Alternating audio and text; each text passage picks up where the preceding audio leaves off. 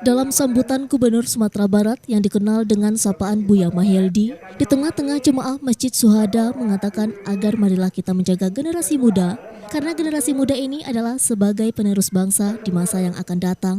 Generasi penerus inilah yang nantinya akan membangun negari, bangsa, dan negara. Mereka jugalah nantinya yang akan menjadi pemimpin di masa yang akan datang. Jangan sampai generasi muda terpengaruh dengan hal-hal yang negatif, salah satunya kecanduan narkoba dan pergaulan bebas. Untuk itu generasi muda sekarang harus didasari dengan ilmu agama dan jadikan masjid sebagai pusat kegiatan-kegiatan positif. Pemerintah Sumatera Barat terus menggenjot pembangunan di seluruh kabupaten dan kota.